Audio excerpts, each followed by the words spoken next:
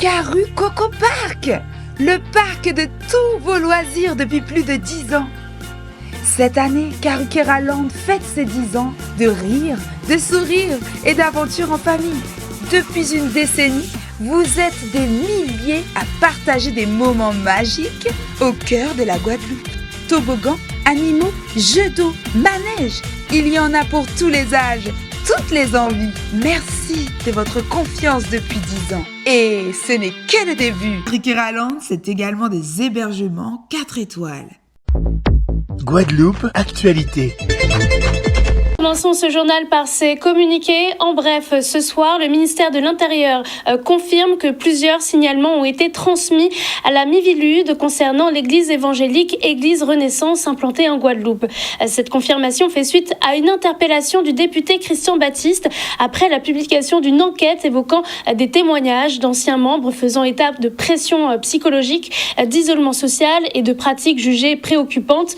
Selon le ministère, la Miviludes a été saisie de demandes d'information et de signalement et travaille avec le service des États dans le cadre de sa mission de prévention et d'analyse des dérives sectaires. Les autorités rappellent toutefois qu'aucune enquête judiciaire n'est menée à ce stade par la Miviludes qui peut transmettre les éléments aux instances compétentes si nécessaire.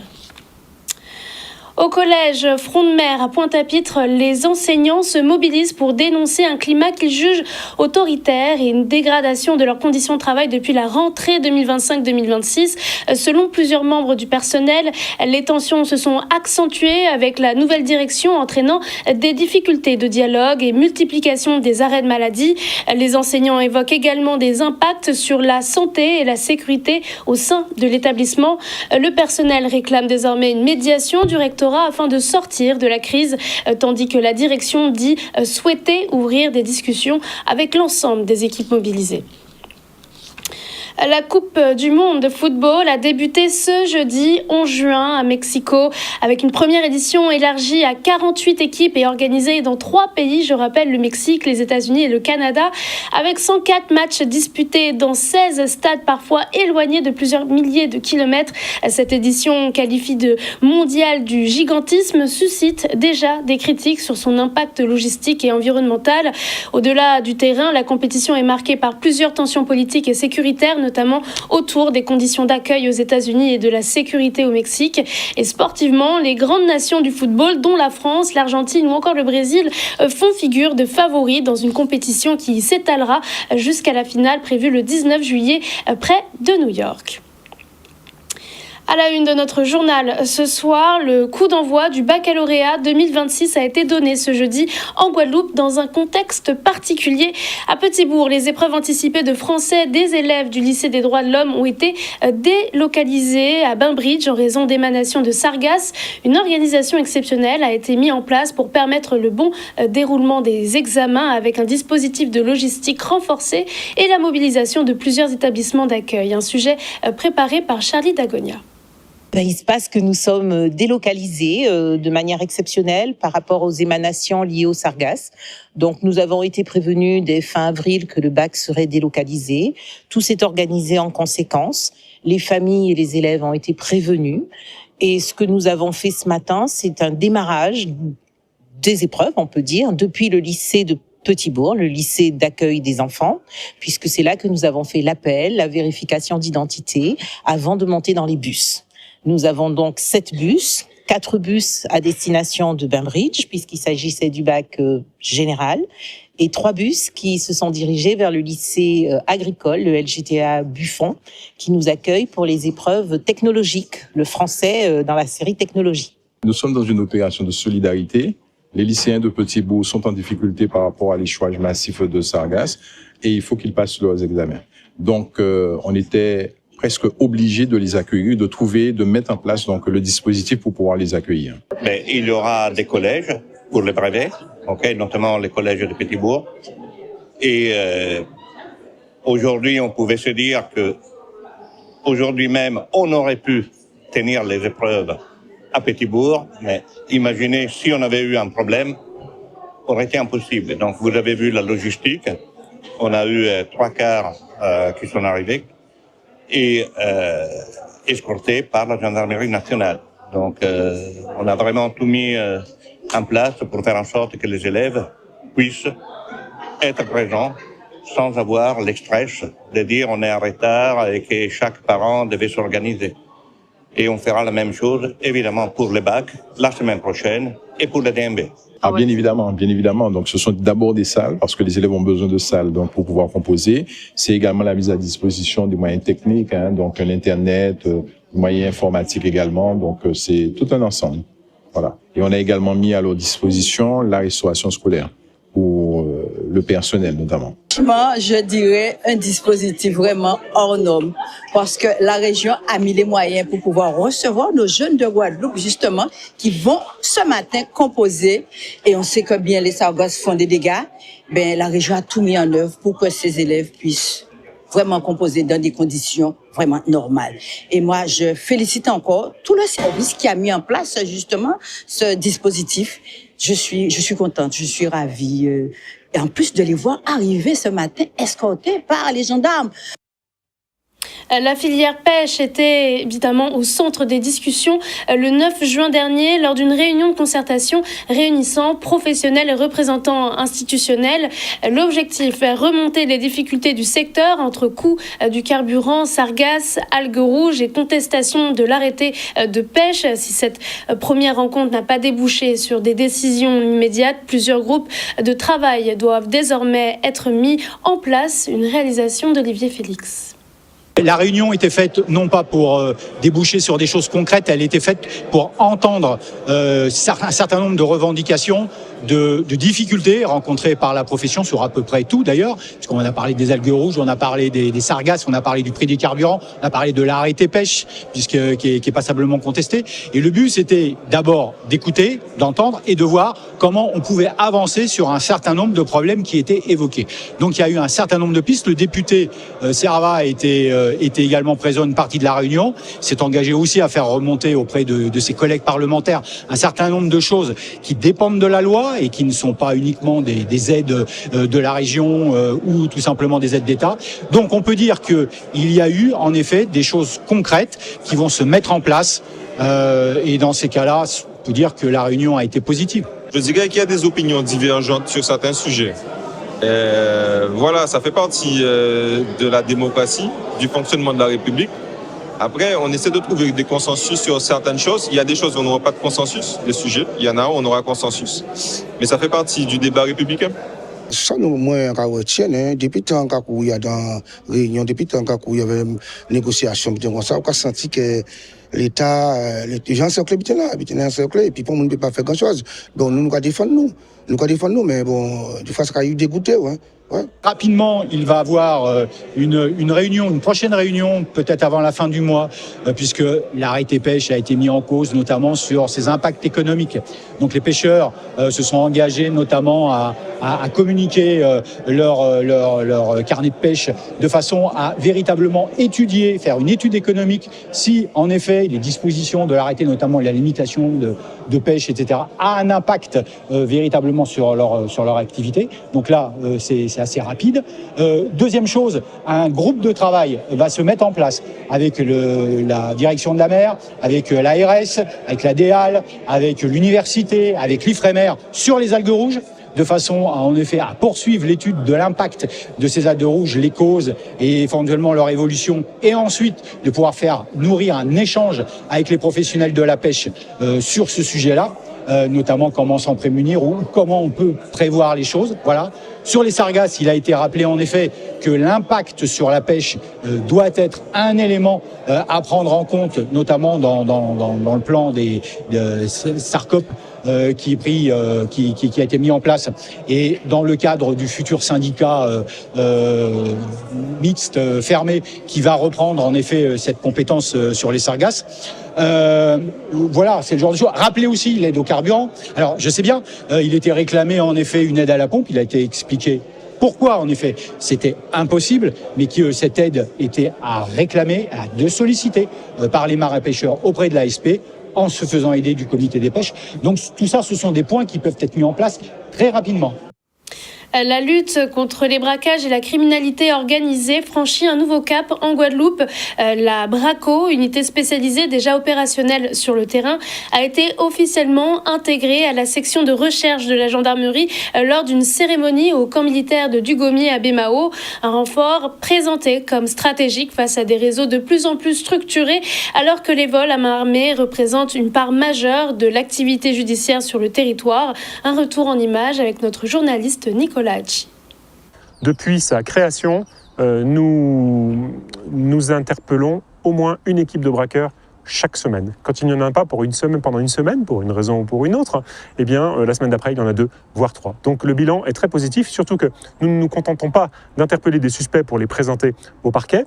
Nous montons des dossiers sous la direction étroite du tribunal judiciaire, et ce qui nous permet d'avoir des suspects qui sont vraiment compromis et qui derrière sont condamnés. Le niveau de criminalité en Guadeloupe et notamment la présence d'armes très diffuses sur le territoire, ce renfort va me permettre de lutter de façon plus efficace et d'initiative sur des dossiers de trafic d'armes et de tout type de trafic, que ce soit du trafic de produits stupéfiants, trafic d'êtres humains. Et donc ce renfort nous fait passer à un gap, si je puis m'exprimer ainsi, c'est-à-dire d'être plus efficace dans la lutte contre les organisations criminelles qui effectivement sont présentes en Guadeloupe. Nous sommes à une cinquantaine d'équipes démantelées.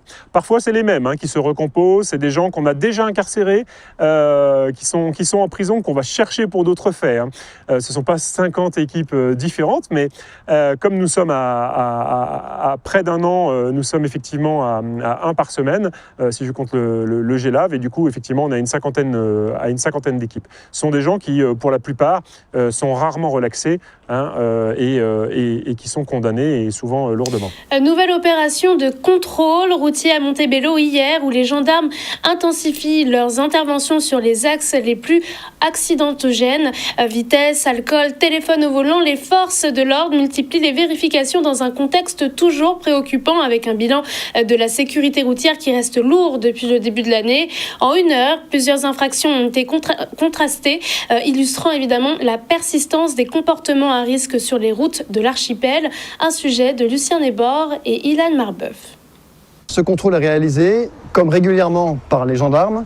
Il y a environ 3 contrôles par semaine et un gros contrôle tous les 15 jours, avec différentes unités de l'escadron départemental de contrôle des flux, afin de contrôler sur les lieux de passage en Guadeloupe et faire de la prévention en termes de vitesse, d'alcoolémie et de port de la ceinture.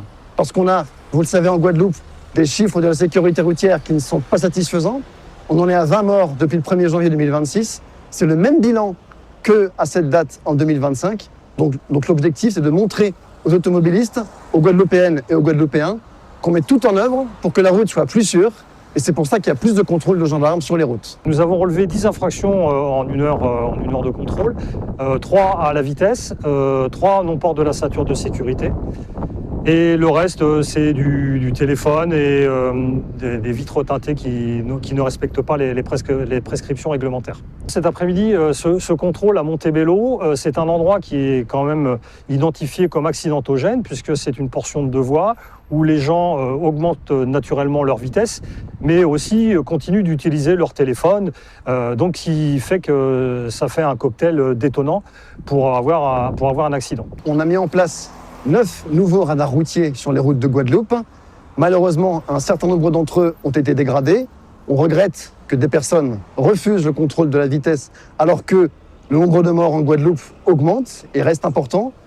Donc effectivement, il y a des radars qui sont mis en place et déjà ils fonctionnent. Il y a des gens qui connaissent, qui comprennent les règles et les appliquent. Et vous avez ce qu'on appelle des délinquants routiers, des personnes qui ne respectent pas les limitations de vitesse, qui roulent sans permis, sans assurance, qui ne respectent pas les règles, qui sont parfois alcoolisés, sous stupéfiants. Donc l'objectif, c'est que ces personnes-là, on leur montre qu'on leur prend leur permis quand elles en ont un, on leur saisit leur véhicule, on les met en fourrière, et le véhicule, mis en fourrière, ça coûte 700 à 800 € pour le récupérer après une semaine. Nouvelle étape dans le développement des mobilités douces en Guadeloupe avec l'ouverture de la piste cyclable de la Jaille. Alors, ce projet s'inscrit dans une stratégie plus large visant à développer un réseau de plusieurs kilomètres de pistes voies vertes sur l'ensemble de notre territoire. L'idée affichée par cette initiative, c'est bien de sécuriser les déplacements et encourager l'usage du vélo au quotidien, notamment sur les axes les plus fréquentés. Un sujet préparé par Solène Fèvre.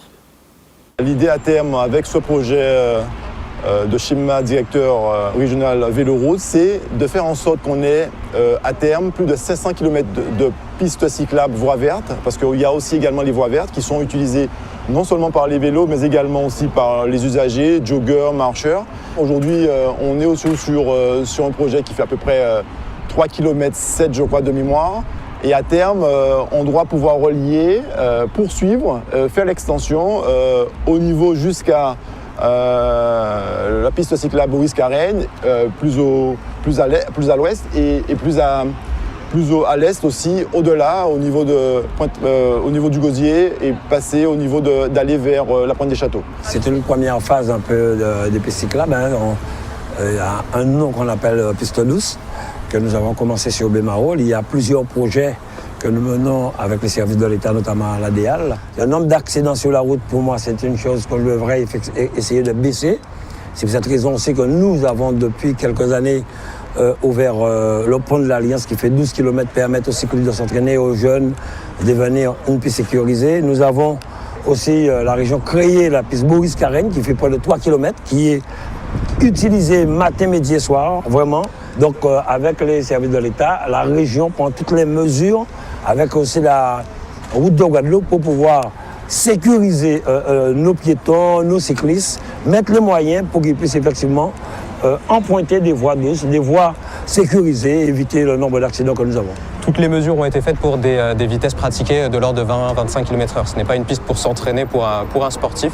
Le sportif pourra l'emprunter pour aller jusqu'au rond-point de la Jaille et utiliser la deux fois deux voies. Les aménagements ont été faits pour pouvoir sécuriser au maximum les différents usages, comme vous le voyez là, avec une mixité d'usages piétons, voitures et cyclistes. Des informations au niveau du sol ou sur les aménagements verticaux pour annoncer qu'il faut mettre pied à terre, qu'il va y avoir un danger pour les cyclistes. La piste, l'idée, c'est d'encourager les alternatives en fait à l'autosolisme. Donc cette piste, elle est pour le grand public. C'est-à-dire que des familles peuvent l'utiliser, vous comme moi, nous pouvons l'utiliser. Par exemple, moi j'habite à Pointe-à-Pitre, le dimanche j'utilise cette piste pour pouvoir ensuite après aller sur le pont de l'Alliance. Donc toutes les personnes qui vont travailler sur cette zone pourront en fait venir à vélo pour pouvoir aller au travail. C'est ça l'objectif aussi, c'est aussi de désengorger. Comme vous voyez là, à certaines heures, il y a beaucoup d'embouteillages. L'idée c'est de désengorger la nationale pour qu'on puisse en fait pratiquer dans la mesure du possible et en fonction de notre lieu d'habitation, pratiquer à vélo.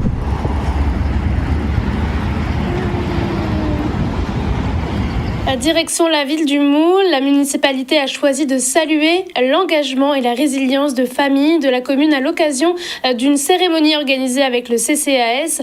15 foyers ont été distingués pour avoir su, malgré des conditions parfois difficiles, accompagner l'éducation de leurs enfants et construire leur avenir. Un moment de reconnaissance et d'émotion au cœur de la vie locale. Retour en images avec Solène Fèvre.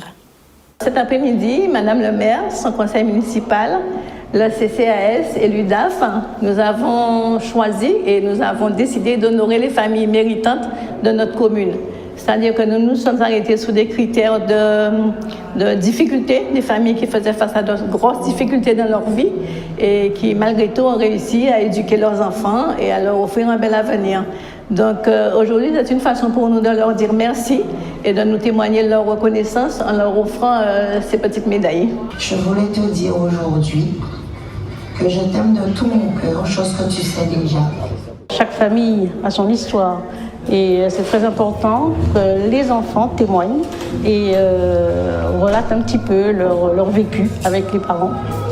Ce sont des parents, donc, comme on dit, méritants, qui ont élevé plusieurs enfants et ça avait commencé, c'est pas facile d'élever les enfants, surtout jusqu'à l'âge adulte. Mon rôle, c'est d'aller vers les familles, donc d'aller à la rencontre, de discuter avec eux, d'échanger avec eux. C'était vraiment un moment fort pour moi d'entendre les douleurs. À l'époque, ce qu'ils vivaient, c'était vraiment un bon moment pour moi de les entendre, de les écouter, leur histoire. Et c'était vraiment fort pour moi. Donc aujourd'hui, je suis fière que ces familles soient honorées aujourd'hui, ces 15 familles. Je suis avec mes enfants, mes petits-enfants, ma famille, mon oncle, mon frère, tous mes amis, mes enfants. Les parents et les enfants échangent beaucoup moins qu'avant, parce que dans le temps, les parents emmenaient les enfants au jardin, etc. Les enfants participaient à la vie de la famille, à la vie du village. Maintenant, ça n'existe plus. Alors, moi, ce que je conseillerais aux jeunes parents, c'est de prendre exemple sur nos parents et nos grands-parents, de la façon dont ils nous ont élevés, parce qu'on entend toujours dire que nous avons été élevés dans un contexte assez difficile, assez compliqué, mais malgré tout, nous sommes tous contents de l'éducation que nous avons reçue. Pour clôturer cette édition, nous nous intéressons ce soir à une question de santé publique qui traverse toutes les générations et tous milieux sociaux, les addictions. Alors depuis 40 ans, le CORDAF accompagne en Guadeloupe des personnes confrontées à des conduites addictives, qu'il s'agisse de drogue, d'alcool, de jeux ou d'autres formes de dépendance. À l'occasion de cet anniversaire, l'association organise le mardi 16 juin prochain un colloque intitulé 40 ans d'accompagnement au cœur des addictions, réunissant professionnels évidemment de santé, chercheurs, magistrats et acteurs institutionnels. Et pour en parler ce soir, nous recevons monsieur Rudy Stralka, psychologue et intervenant lors de cette journée. Belle bonsoir. Bonsoir, bonsoir. Merci d'avoir accepté cette invitation. 40 ans d'existence pour une structure spécialisée dans les addictions, c'est aussi 40 ans d'observation dans notre société. Lorsque vous regardez ce parcours, quel constat principal retenez-vous sur l'évolution des comportements addictifs en Guadeloupe ? Alors on voit évoluer donc une population déjà au niveau de l'âge. Au départ, les adultes qui consommaient du cannabis, et puis après une consommation qui se diversifie à travers donc de la cocaïne, du crack. Et donc on voit une consommation chez les jeunes de cannabis qui progresse, et de voir aujourd'hui des jeunes consommer de la cocaïne, ce qu'on ne voyait pas avant. Avec des problématiques diverses, donc une grosse souffrance à la clé qui demande un accompagnement. Les produits aussi ont changé, les usages aussi. On voit aussi de plus en plus les écrans. Les réseaux sociaux, les jeux en ligne occupent désormais une place aussi importante dans nos vies. Est-ce qu'on assiste ici à l'émergence de nouvelles formes de dépendance qui interrogent un petit peu autant que celles qui lient un peu la substance ? Tout à fait, une grosse demande d'addiction sans produit, surtout les jeux. Et donc, c'est que le gouvernement a mis en place une consultation jeunes consommateurs qui facilite la consultation donc, des jeunes 16-25 ans qui sont pour une grosse consommation donc, d'écrans. Et donc, c'est vrai que nous avons vu augmenter le nombre de patients qui sont accros aux écrans. Donc là aussi, on a donc des orientations diverses, des écoles, des associations, des familles, des jeunes qui passent plus de 7 heures sur un écran. C'est quoi la moyenne à peu près La moyenne d'âge 14 ans, 14-15 ans. Ok. Longtemps, en tout cas, les addictions étaient souvent perçues comme une forme de faiblesse individuelle ou un manque de volonté. Est-ce que cette vision recule aujourd'hui ou reste-t-elle encore un frein à la prise en charge ? On ne va pas dire manque de volonté, puisque, vous savez, quand on parle d'addiction, les personnes sont vraiment en proie à une grosse difficulté. C'est l'impossibilité de pouvoir se passer d'un produit, l'impossibilité de pouvoir se détacher d'un comportement. Mais c'est plus effectivement se retrancher sur un objet, sur un produit pour pallier à une défaillance. Il y a des facteurs de risque qu'on prend en compte aujourd'hui et qui vient expliquer justement cette vulnérabilité qui va inciter donc les uns et les autres à se replier sur des consommations possédées. Derrière les chiffres et les statistiques, il y a surtout aussi des parcours de vie complexes, parfois douloureux.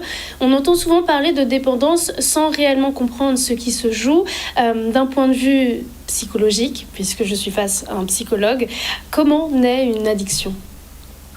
Alors c'est vrai que au Au départ, quand on part sur une consommation, la plupart du temps, ça peut être une expérimentation par rapport à une invitation, par rapport à une proposition. Donc, on parle d'expérimentation sur une consommation qui est un usage, qui peut être un usage simple, avec un facteur de risque, mais une consommation qui va évoluer. Une consommation qui, au départ, une consommation qui est un usage simple, qui va passer après sur un usage qui sera régulier. C'est-à-dire que si je consomme une fois par semaine, eh bien, je finis par consommer tous les jours. Et puis après, une consommation qui est pluriquotidienne, non seulement tous les jours, mais plusieurs fois dans la journée. Et au fur et à mesure qu'on s'installe donc dans cette habitude de consommation, avec un plaisir qui diminue au fur et à mesure, parce qu'effectivement, plus on consomme, plus on cherche à pouvoir retrouver ce même plaisir qu'on a eu au départ, un plaisir qui diminue. Donc ça oblige à aller sur un produit et augmenter en quantité. Donc on avance au fur et à mesure jusqu'à pouvoir justement se trouver obligé d'aller sur ce produit et être accroché à cette substance sans le vouloir. Et une fois qu'on y est, bien, on est comme prisonnier. Et moi, je parle d'esclavage parce que quand on parle des fois manque de volonté, c'est pas de manque de volonté, c'est des fois un esclavage parce que un patient qui est addict, qui est dépendant, eh bien, il peut pas se passer.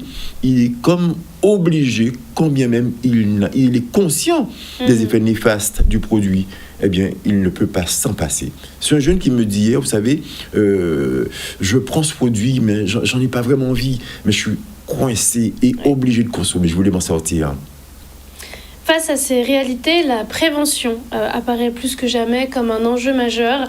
Le CORDEF est connu pour son travail, évidemment, d'accompagnement, mais aussi pour ses actions de prévention. Selon vous, à quel moment faut-il commencer à parler des addictions ? Alors très tôt.